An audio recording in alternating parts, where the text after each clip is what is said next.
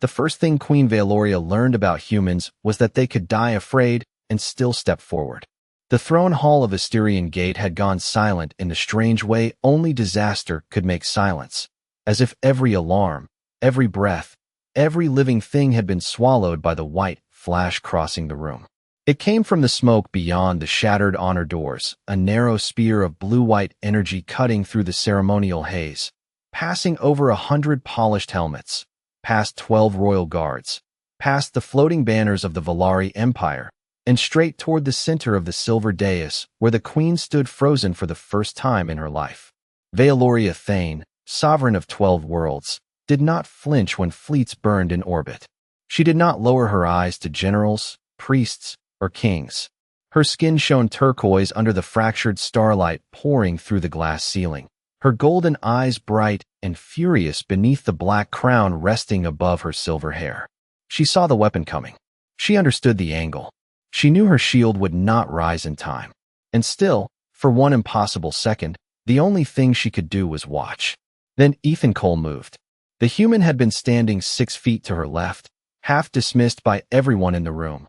A pale-skinned Earth escort in a cracked black security jacket, too small beside the 8-foot Valari honor guard, too quiet beneath the thunder of alien politics, too breakable in the eyes of a queen who had called his species soft before breakfast. His boots hit the marble once. Hard. The sound was small. The choice was not. He crossed the space between them before the guards could lift their weapons, before the counselors could scream, before Valoria could command him to stop. His shoulder struck her side with enough force to knock the breath from her lungs and send her stumbling behind the edge of the dais. The energy spear struck him instead, not with a roar, with a low, terrible hum, like a power line snapping in the rain. Ethan's body locked for half a heartbeat. His hand caught the queen's armored sleeve, not to pull her down, not to ask for help, but to make sure she stayed behind. Cover. The entire royal chamber seemed to tilt. Valoria caught him as he fell against her, suddenly aware of how warm humans were, how fast their hearts worked, how fragile their bones felt beneath cloth and armor. His face had gone pale, but his eyes were open. Gray. Steady. Almost apologetic. Behind them, the smoke parted. A figure stepped through, wearing the white battle cloak of Valoria's lost bloodline, a crown of black crystal in one hand, and the assassin's weapon cooling in the other. Every guard aimed at him. No one fired. Queen Valoria stared over Ethan's shoulder and felt the old palace stories turn to ice inside her chest. The dead were not supposed to return. Ethan's voice scraped out, barely louder than the failing lights. Move, Your Majesty. And 9 hours earlier, she had laughed at the idea that a human could protect her.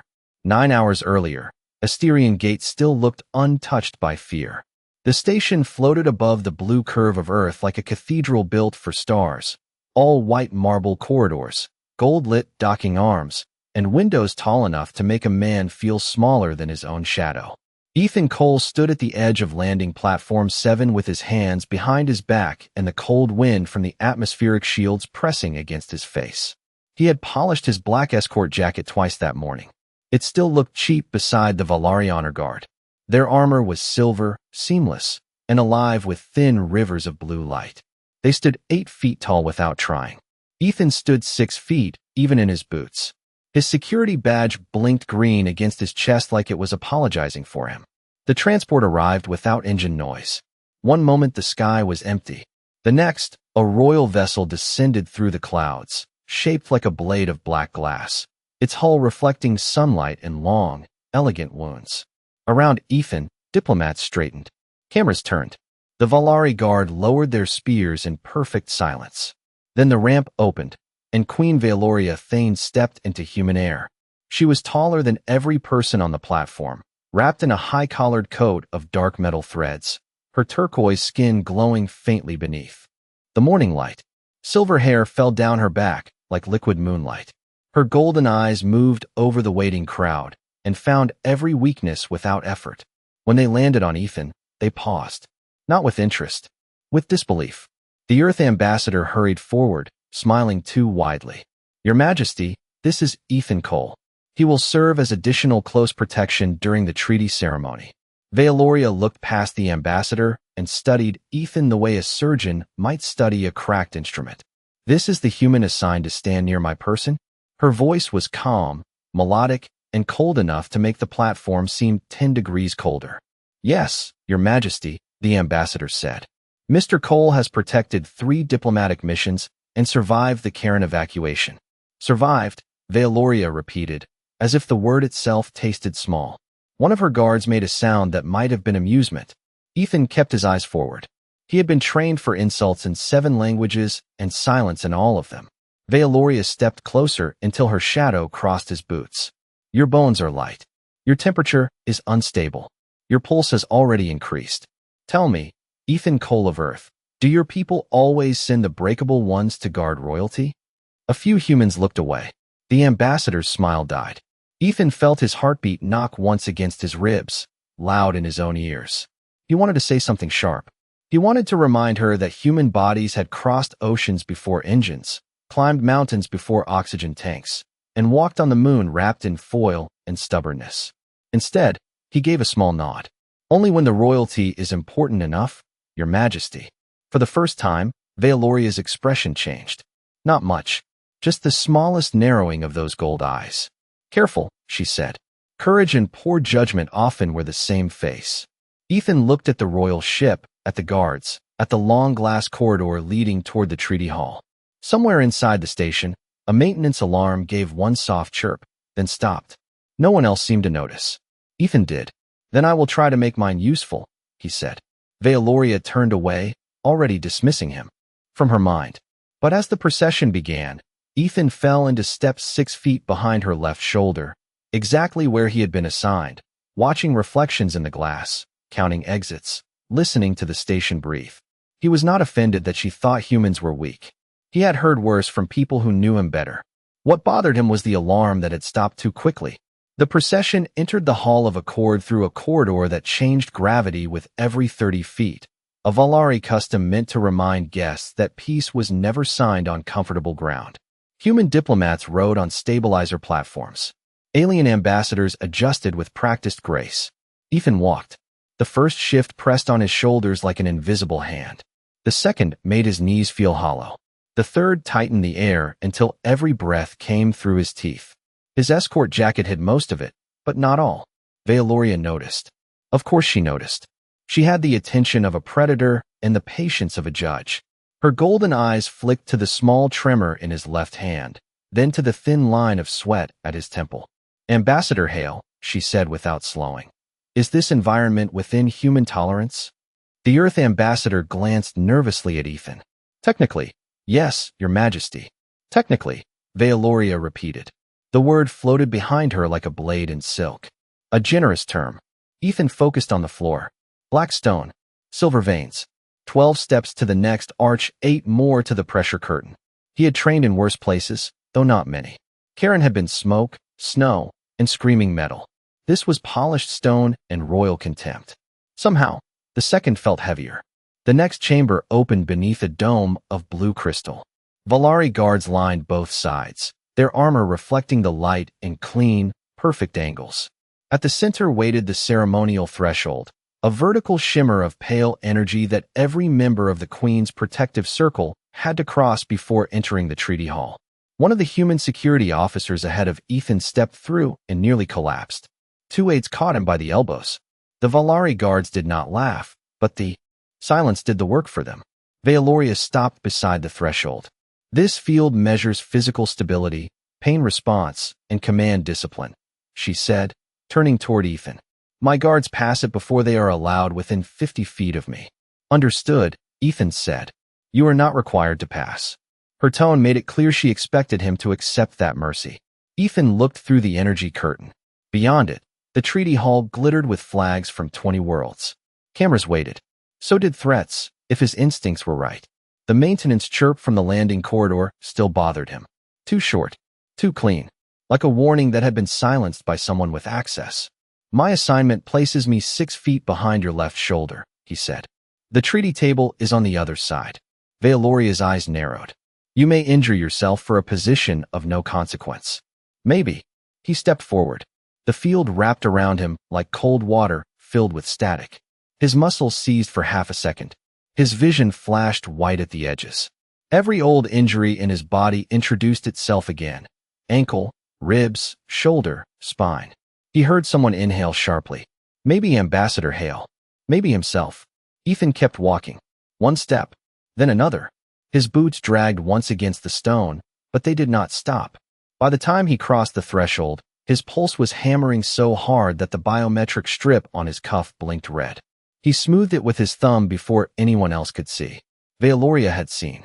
She stood on the other side of the field, very still, her expression colder than before, but less certain. "You are in pain," she said. "Yes, Your Majesty. And still you came through." Ethan took his place behind her left shoulder, exactly 6 feet away. Pain is not the same as an order to leave. For several seconds, she said nothing. The crystal dome hummed above them. The treaty hall doors began to open. Somewhere beneath the floor, far below the music and the applause, a second maintenance alarm chirped once and died. This time, Ethan saw Valoria hear it too. The treaty hall received them with applause bright enough to hide fear. 20 worlds had sent witnesses to Asterian Gate, and every one of them stood beneath the crystal dome, wearing the careful faces of people who understood that peace was expensive. Holographic flags drifted above the marble floor. Blue ceremonial fire burned in glass bowls along the walls. The air smelled of polished stone, ozone, and the faint sweetness of Valari incense, a scent Ethan had been told meant trust. He did not trust it. He watched the doors. He watched the balcony rails. He watched the reflections in the black table at the center of the hall, because reflections lied less than diplomats. Queen Valoria moved ahead of him with perfect control, accepting bows without lowering her chin, her silver cloak trailing behind her like moonlight over water. She did not look back at him, but Ethan knew she was aware of him now. Not impressed, not grateful, aware. That was enough. Ambassador Hale leaned toward him as the delegations took their positions. "Cole," he murmured through a diplomatic smile. "Do not make a scene in there." Ethan kept his eyes on the left maintenance gallery above the treaty table. "I am trying very hard not to, sir. The Queen already thinks we are unstable. The station thinks something is wrong." Hale's smile tightened. "The station is hosting the most important ceremony in 50 years. Every system is under stress." Ethan tapped his cuff once, pulling a silent diagnostic from local security. Most of it came back green. Too green. That bothered him more than an alarm would have. Real machines complained. Fake comm was human-made, or something close to it. He looked toward the far wall where a maintenance panel sat half an inch out of place beneath a decorative column. No one else would notice. It was a small thing. A shadow where there should not be one. A seam that had been closed by hands in a hurry. The applause faded. A Valari herald raised a silver staff and began the formal words of recognition. The translator in Ethan's ear turned ancient royal language into flat English. Brotherhood. Security. Shared frontier. Mutual honor. Under the herald's voice, Ethan heard a click. Soft. Mechanical. From below the floor. His skin tightened before his mind. Named it. He took one step toward Valoria. A Valari guard shifted immediately, blocking him with the butt of a ceremonial spear. Return to position, human. Ethan looked past him. The maintenance panel blinked once, a tiny amber pulse swallowed by blue light. There is a problem in the lower service grid. The guard's expression did not change. There is no problem. You have not looked. You have not been asked. Valoria turned then, slow and irritated, the whole hall bending its attention toward the interruption. Ethan felt the weight of every camera in the room. He hated it. He hated being right in public. "Your Majesty," he said, keeping his voice low, "I need your security team to check the service grid under the west column." Her golden eyes cut to the column, then back to him. "On what evidence?" 2 suppressed maintenance alarms. A false green diagnostic. A panel that was opened and resealed. And a sound under the floor that does not belong to the air system. A murmur moved through the human delegation. The Valari guards went still, offended by the possibility that their perfect security had missed something a human had heard. Valoria stepped closer, her voice cold enough to quiet the room. "This hall was sealed by my engineers, swept by my priests, and guarded by my bloodline. Do you believe your instincts outweigh all of that?" Ethan swallowed. His ribs still ached from the gravity field. His pulse was too fast. His left hand wanted to tremble again, so he closed it. No, Your Majesty. I believe whoever opened that panel wanted you to think exactly that. For one thin second, something like uncertainty crossed her face. Then the floor beneath the west column gave a soft metallic pop. Not loud, not dramatic, just wrong. The blue fire in the nearest glass bowl flickered sideways.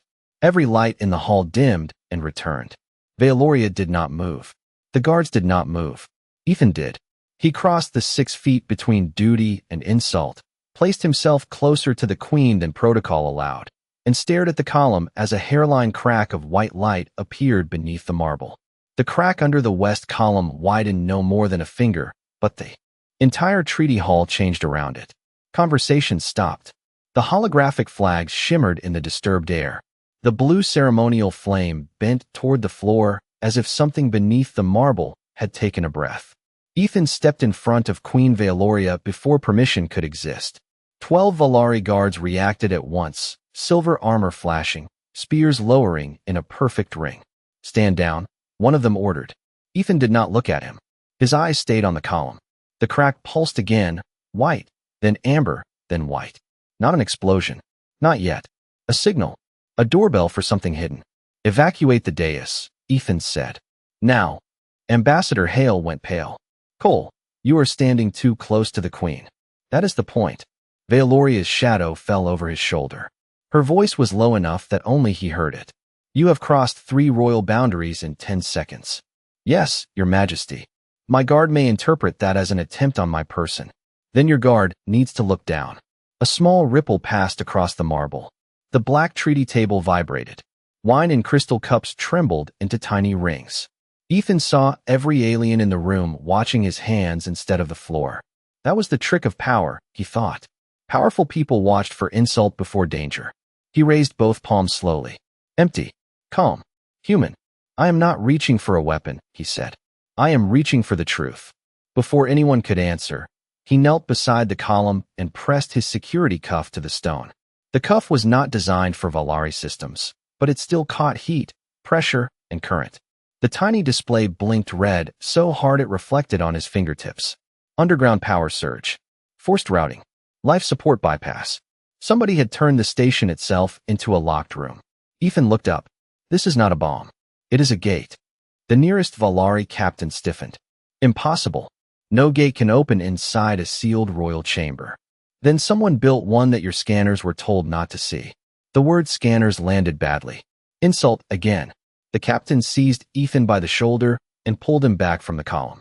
In the same motion, Queen Veloria drew her ceremonial blade and set its glowing edge less than an inch from Ethan's throat. The hall gasped as one living thing. Ethan froze. The blade hummed softly, warm against the air, close enough to paint his jaw in pale blue light. Veloria's eyes burned gold. You accuse my bloodline, my engineers, and my guards in front of 20 worlds. Ethan swallowed once, carefully. No, Your Majesty. I am accusing the person who wanted you too proud to listen. The white crack opened wider. A cold wind pushed up from below, carrying the scent of rain where there should have been only metal and stone. Veiloria's blade did not move, but her eyes shifted past him. She saw it then. Inside the glow beneath the column, reflected for one heartbeat in the polished marble, stood the outline of a Valari guard who was already inside the sealed chamber, breathing wrong. The reflection vanished before the first scream could decide whether it was fear or warning. Ethan saw the false guard inhale once, too slowly, the chest plate rising on a rhythm that did not match Valari biology. Real Valari breathed in pairs, 2 shallow draws through side vents beneath the ribs, then one deeper pull through the throat. Ethan had studied that for 6 hours on the flight to Asturian Gate because boredom made men careless, and Ethan had survived too much boredom to trust it. This guard breathed like a human pretending not to be one. Queen Veloria saw the same thing half a second later. Her blade lifted from Ethan's throat. Captain Rail, she said, her voice suddenly quiet. The nearest guard turned his helmet toward her. The reflected figure turned too late. That was the mistake. The hall went dark. Not completely. The emergency strips along the floor bled red light across the marble, turning every polished surface into a broken mirror. The blue ceremonial fires snapped out inside their glass bowls. The holographic flags flickered, failed, and rained static through the air like silver dust. Then the sealed west column opened from the inside. A pressure wave rolled across the room, knocking papers from the treaty table and sending crystal cups skittering over the floor. Ethan moved before protocol could catch him. His hand closed around Valoria's wrist, not hard, just certain, and he pulled her backward as 3 pale flashes cut through the space where her crown had been. The royal guards surged forward, but half of them hesitated because the attackers wore their faces, their armor, their sacred markings. That hesitation was enough. The treaty hall dissolved into motion. Ambassadors ducked beneath the black table. Human security formed a shield wall around the Earth delegation. Valari captains shouted orders in a language the translator rendered as broken fragments. Hold line. Protect sovereign. Seal exits. Ethan heard none of it clearly. His world had narrowed to Valoria's pulse beneath his fingers, the red exit light 40 feet ahead, and the second false guard stepping from the smoke beside the eastern arch left, he said. There is no exit left, Valoria snapped. There is a maintenance corridor behind the incense wall. Her eyes cut to him, sharp despite the chaos. How do you know that? Ethan shoved one shoulder into a decorative panel. It did not move. He hit it again, harder. Pain shot down his arm, white and clean, but the panel popped inward with a hiss of old hydraulics. Because decorative walls make terrible security. For one stunned second, Valoria almost looked offended. Then another pale flash struck the floor near her boot, and pride became less important than survival. Ethan guided her through the narrow opening and into a service passage barely wide enough for both of them. The door slid shut behind them, muting the hall into thunder behind steel. The corridor smelled of dust, coolant, and hot wiring.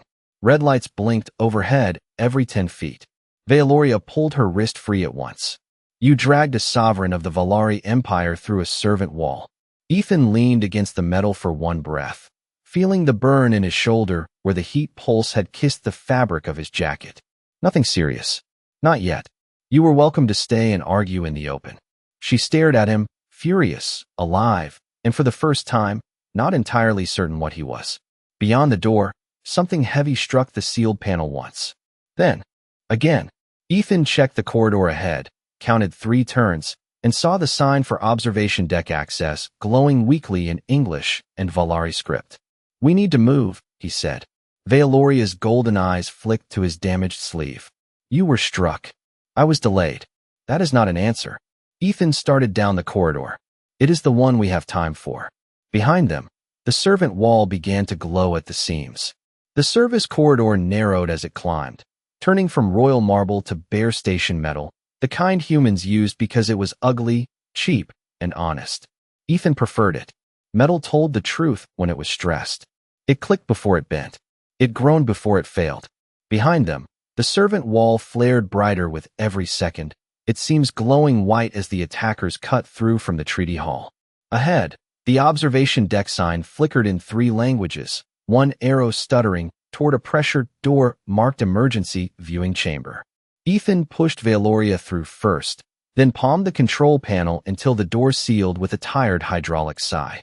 The room beyond was small, circular, and silent except for the low heartbeat of station machinery. A single curved window filled the far wall. Earth hung below them, blue and white and impossibly calm, 7,000 miles of ocean turning beneath a disaster nobody on the surface could see. For a moment, neither of them spoke. Red emergency light washed across Valoria's silver hair and made her turquoise skin look almost human at the edges.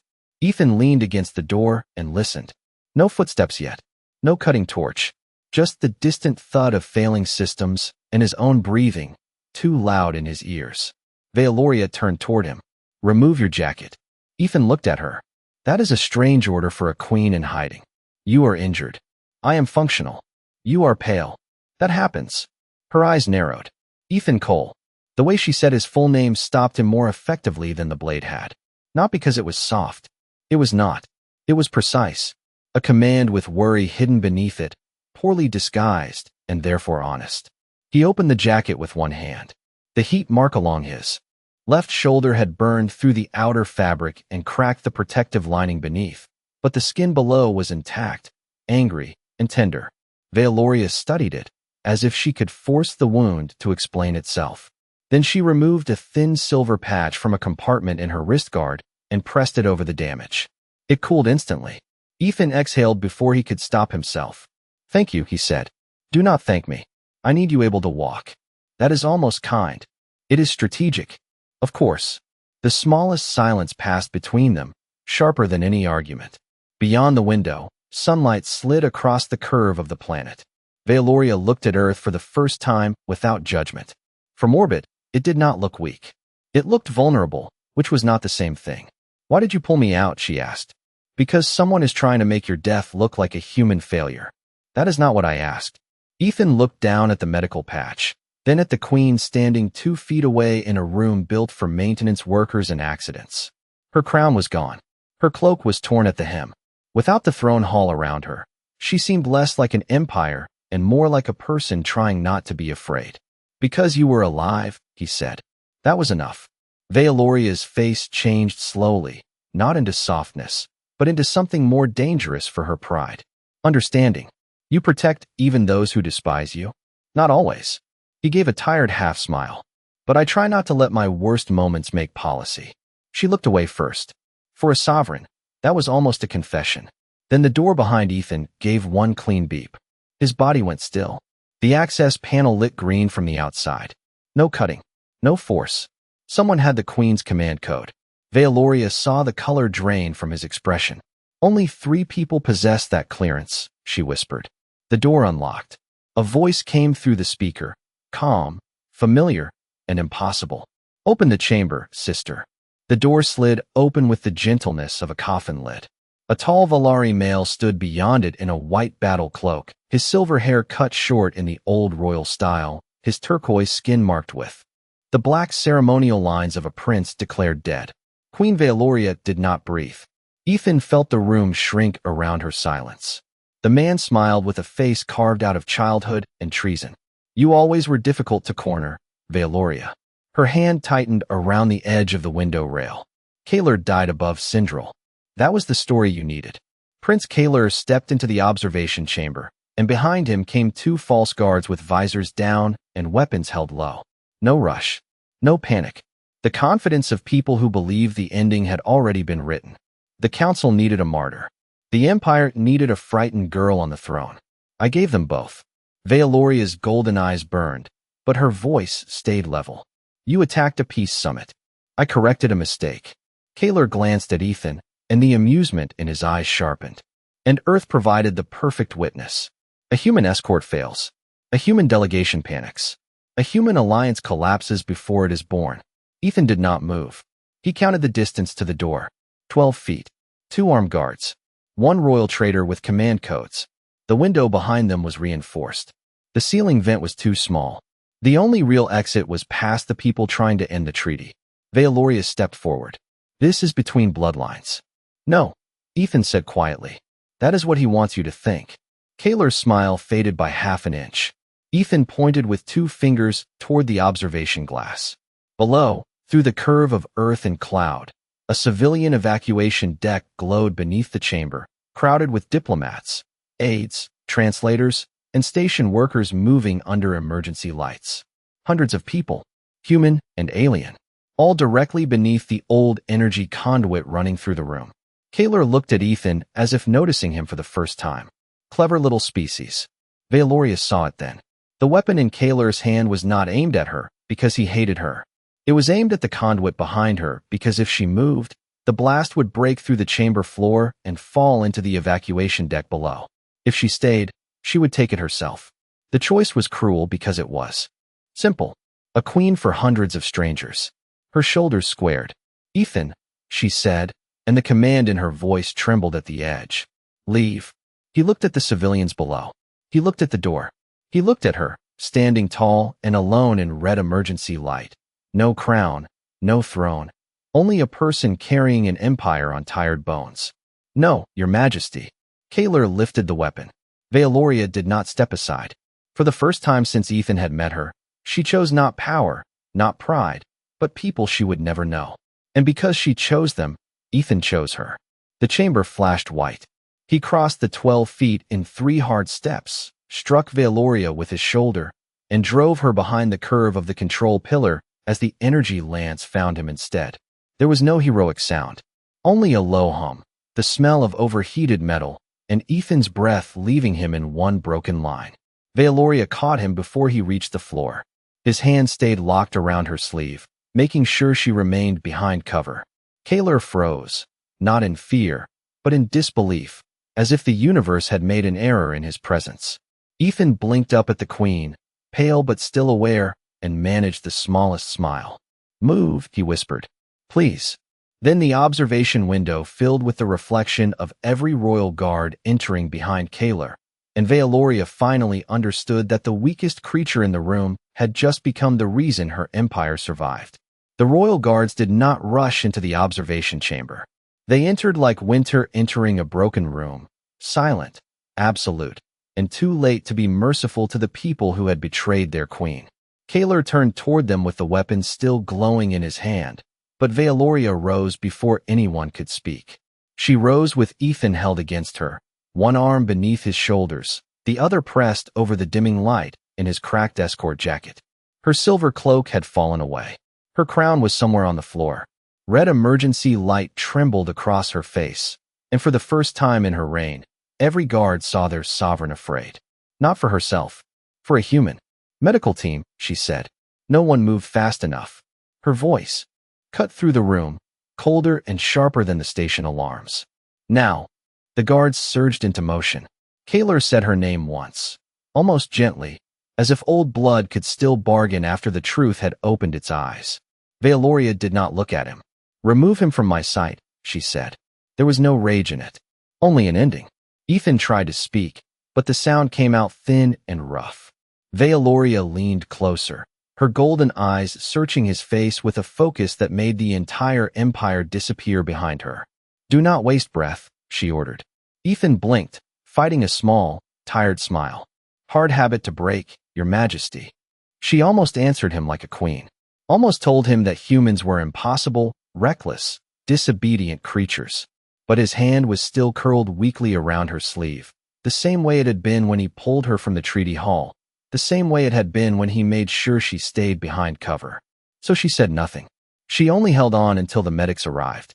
6 hours later, Asterian Gate was quiet in a different way. The treaty hall had been sealed. The false guards were gone. The civilian evacuation deck had survived without a single life lost. Dawn spread over Earth below the station, turning the planet's rim gold, then white, then blue. In the medical wing, Ethan lay beneath a clear recovery field, pale but breathing, surrounded by machines that clicked and hummed in soft mechanical patience.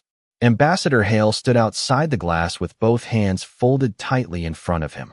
Half the Valari honor guard stood beside him. None of them spoke. Then Queen Veloria entered without her crown. She wore a simple gray uniform, her hair unbound, her face stripped of ceremony. The guards dropped to one knee. She ignored them and walked to Ethan's bedside. His eyes opened slowly. "Did we win?" he whispered. Veloria looked down at him for a long moment. "You changed the definition." He seemed too tired to understand. Maybe that was mercy. She reached out and placed her forehead against the back of his hand, an ancient Valari gesture reserved for rulers, saints, and those who had carried another soul through death's doorway and brought it back. Behind the glass, every guard went still. Ethan's fingers twitched under hers. "Thought humans were weak," he murmured. Veloria closed her eyes. "So did I." Outside the window, Earth turned silently beneath them, fragile, blue, alive. And in the reflection, the Queen of 12 Worlds bowed to one wounded man from a small planet that had never learned how to stop standing between danger and someone else.